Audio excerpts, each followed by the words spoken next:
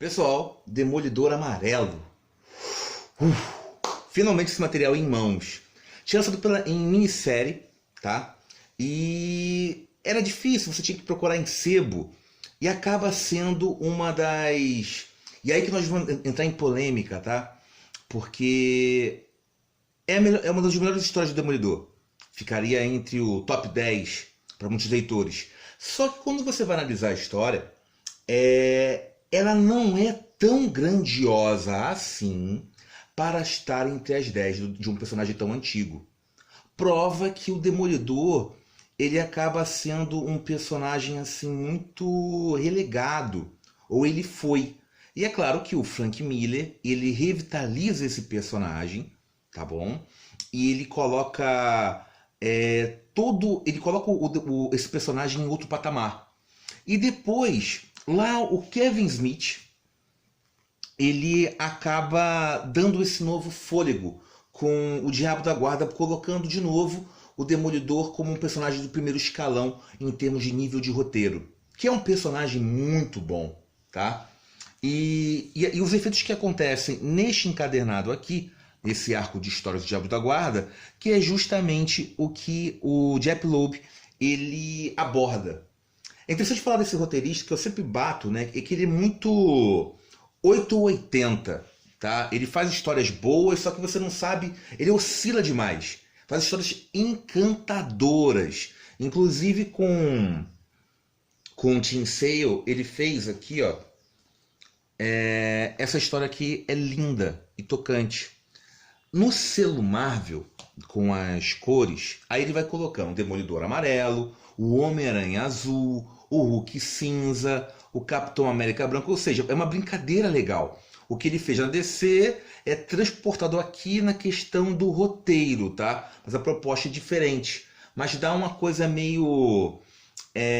Aí que tá. Por que eu tô sendo tão crítico do Demolidor Amarelo, que é uma história tão legalzinha? Eu já vou abordar. Porque eu acho que ele perde um pouco com o eco.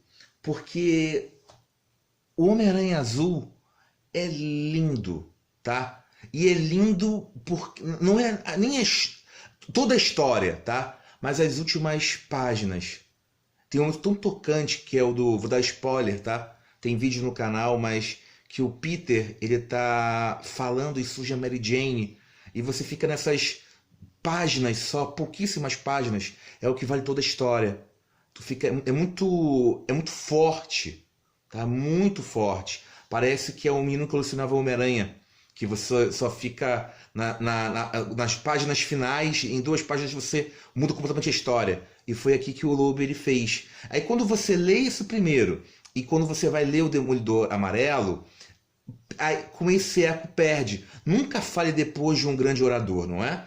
Então, essa história, com o mesmo criador, e ele abordando justamente uma perda, que é a perda da Karen Page, que aí que vem o amarelo pelo uniforme, talvez pelos cabelos dourados também, tá? Aí já eu confabulando, mas você, quando coloca as duas histórias em equivalência, tá?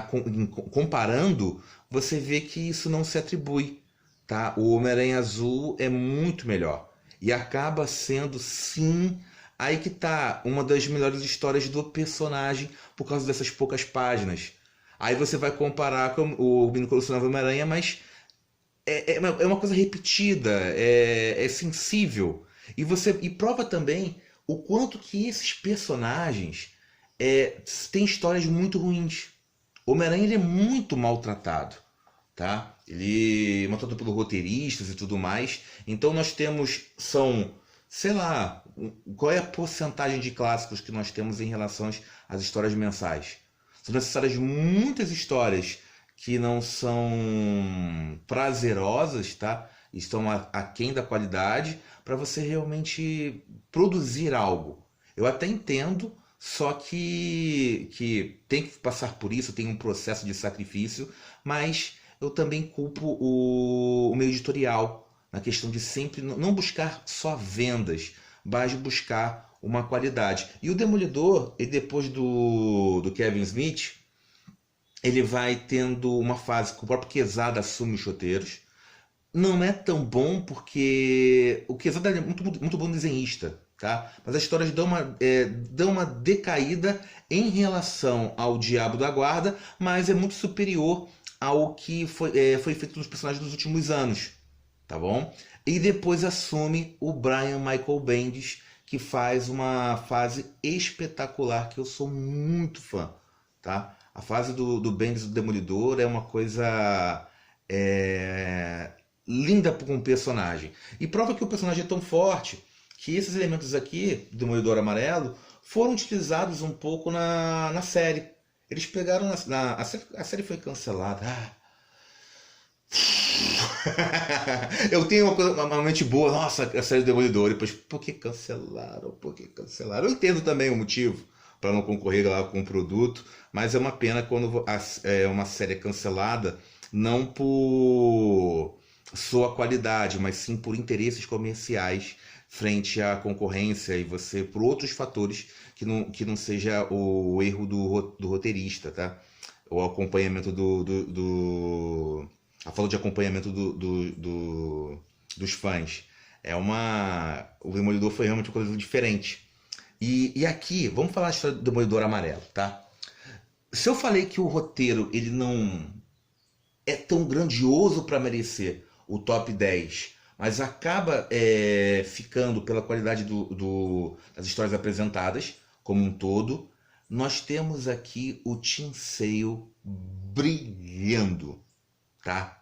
Ele tá em forma. Ele faz um novo estilo, ó, o encadernado, muito bonito, tá? Muito bonito, recomendo. Olha essas capas aqui, ó. Já tinha que começar só mostrando as capas. Olha só. Eu vou mostrar essas capas. São um atrativo à parte. Olha só, olha só.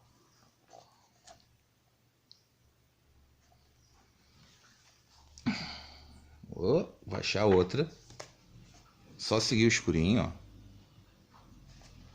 Aí aqui, deixe-me ver.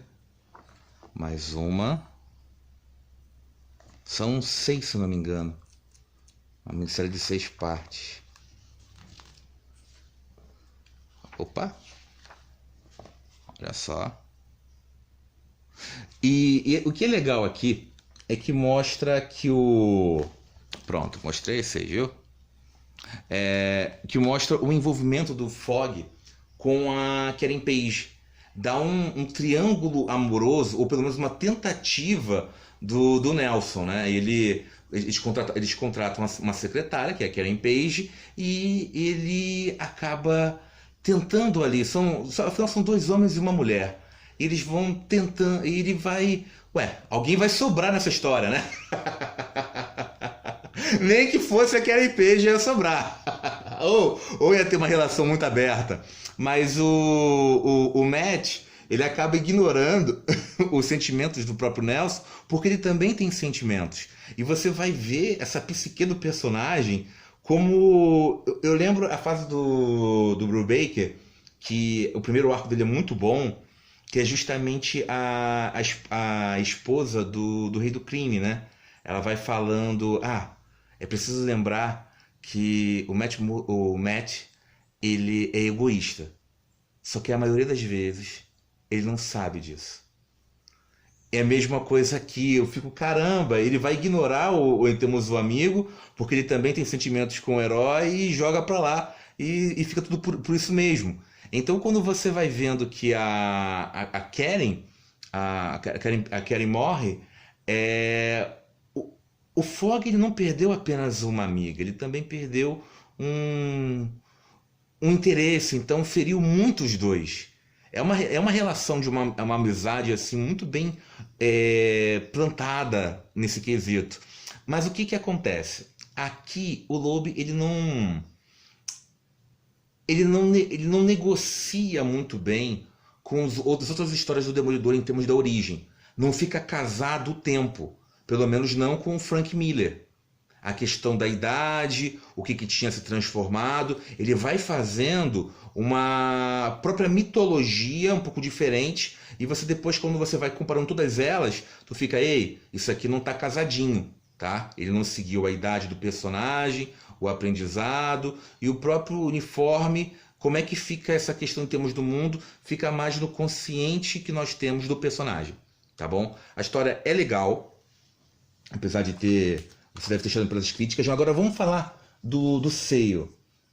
Ele faz um estilo aqui com nanquim molhado e seco. Olha só, aqui dá para enxergar um pouco. Só que na hora de colorizar, eu até pensei que fosse, na hora em termos de pintar, né, que não fosse digital. Tamanho efeito que dá. Eu falei, o rapaz que pintou aqui colocou com diferentes tons, né? Não, foi digitalizado. Não diminui, tá? Não diminui a aura, por assim se colocar. É uma nova técnica que ele fez aqui, mas realmente tu fica, então o digitalizado ele imita como se tivesse pintado. Aí você fala, poxa, então será que o pintado não seria melhor? Mas a questão é que seria um trabalho desgraçado de se fazer, né? E assim como já foi dificultoso esse resultado. É uma HQ muito, muito técnica na questão da arte. Tem o Demolidor usando os bastões, ele vai se escorregando como se fosse um skatista. Foi uma bela sacada. A parte que o Quarteto Fantástico aparece. Gente, só por isso vale o quadrinho, tá? Quarteto Fantástico com a arte do Tim Sale.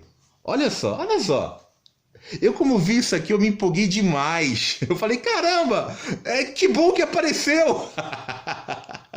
E sem precisar cores nem nada, olha só.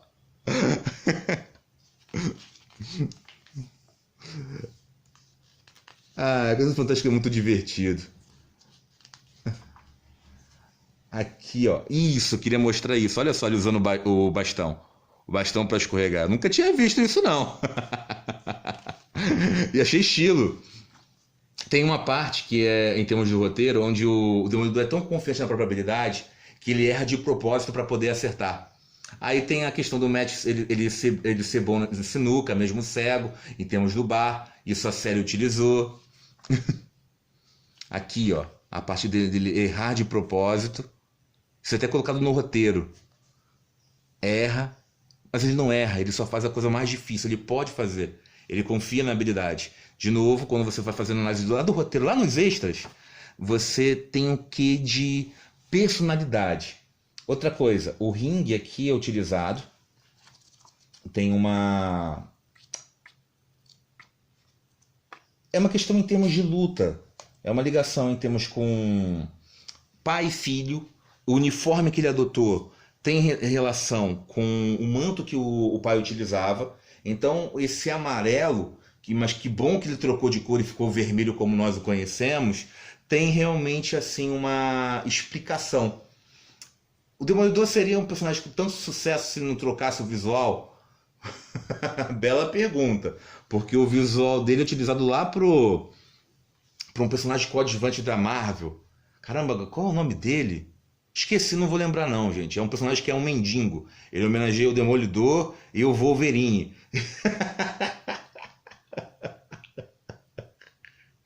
Ó, eu vou te homenagear. Eu não sei, desafiador, alguma coisa assim. Aí ele... Só que esse personagem, se você parar pra pensar, ele é muito mal trabalhado. Daria pra fazer uma baita de uma história se você colocasse realmente tratando como é que são as pessoas que estão nas ruas, os indigentes, desabrigados, esse ponto de vista. Eu nunca vi uma abordagem com esse personagem. Para você ter uma ideia, os habitantes de rua, o máximo que em quadrinhos que pelo menos que eu cheguei a ler, que abordou um pouco assim, mas não foi, mas passou muito aquém do que tinha que realmente mostrar, foi o Spawn. O Spawn teve um tempo ali nas ruas, ele tinha amizade que ficava no beco, aí mostrava um personagem coadjuvante. Agora, esse personagem da Marvel, ele ficou mais ali, não é um escape cômico, é mais um daqueles de várias tentativas que vão se acumulando e vai se ignorando. São muitos personagens criados, mas poucas histórias para esses personagens devidamente são feitas, tá? E aqui é divertido, tá, gente? Valeu a pena. essa coleção com o Homem-Aranha Azul, entre comprar essa e essa aqui, eu ficaria com essa. Apesar que os defeitos apresentados aqui em termos de português, tá? E olha que é da Salvat. É o mesmo arquivo que a Panini utiliza. Aí você tenta não criticar a editora, tá? A editora faz um bom trabalho aqui, gráfico, mas caramba, são os mesmos erros sendo cometidos constantemente. Você fala, os leitores reclamam, mas parece que não são ouvidos. É tipo, ignorados. Vamos colocar a nossa preocupação é realmente o papel com qualidade, mas não olhamos os arquivos, não modificamos. Eu não sei o que acontece ali, tá? Não sei a razão por esse descaso, talvez seja muito material e não haja uma outra forma, ou esses detalhes não se implicam, ou temos outras prioridades no mercado. A questão é, estamos lutando para sobreviver, não deve ser fácil na questão do dólar, com relação ao papel, da publicação, mas em compensação também não é fácil conservar esse hobby pagando preços tão abusivos. Então tem que melhorar um diálogo. Eu acho que a questão, você pode até cometer erros, mas tem que ter uma informação melhor com a editora, com o consumidor. Foi um grande lançamento da Panini. Eu sabia que ia lançar uma hora ou outra, por isso que até mesmo eu esperei. É uma história assim que é boa, mas como eu disse, ela perde um pouco no eco comparado com o Homem-Aranha Azul, tá? Moral da história, tá entre as melhores histórias do Demolidor? Sim, ficaria entre as 10, por mais que o Frank Miller tenha sido feito um processo muito longevo, e outros autores também trabalharam com o personagem e fizeram histórias legais, só que não tem tanto, não vou dizer assim, apelo ou fama com os leitores, mas não são tão divulgados. É um personagem que até mesmo a Abril ela podia ter feito alguma coisa a mais. A verdade, a Abril ela fez coisas boas em termos de vendas, as suas, mas também há falhas também. As editoras não são perfeitas, né? Longe disso. Elas têm esses defeitos que vão tendo efeitos depois de alguns anos. De não publicar todo o material na íntegra, o corte, a fase da Echo até agora não foi publicada. A Panini poderia fazer isso, aproveitar que o personagem está em alta, tá? Toda aquela fase ali pós merece sim encadernados. Tem uma fase que nós pedimos constantemente, mas não é só esse material, existem outros, tá? Mas que bom que tivemos o Demolidor Amarelo, que fica aí a recomendação, gente. Eu vou mostrar mais um pouco da arte em termos o gostinho. Aqui, ó, o Killgrave. Isso aqui é antes de Alias, tá? E a facilidade. Tem uma parte aqui em que o Demolidor, ele... ó, já começa assim, ele erra. Ele é bom na porcaria, utilizando lá ele é bom na sinuca, mas esqueci o nome no boliche ele é horrível. Aí o que acontece? Ele erra, mas ele tá junto, errou de propósito, né? Óbvio, mas também ganhou o abraço da garota. E tudo isso o Fog assistindo. Fog. Escolhendo o nome certo, o apelido certo para você. Aí tem a parte aqui, olha só esse preto e branco. Que o Matt ele vai assistir o assassinato do criminoso envolvido do pai dele. E alguém ser queimado, ser na cadeira elétrica, o cheiro é horroroso. Imagine um sujeito que tem sentidos ampliados. Então é um personagem que tem várias camadas, tá? Ele é bom, mas ele tem uma parte sombria. Isso que é legal desse personagem. Gente, eu fico por aqui. Obrigado por quem assistiu o vídeo e até mais. Fui!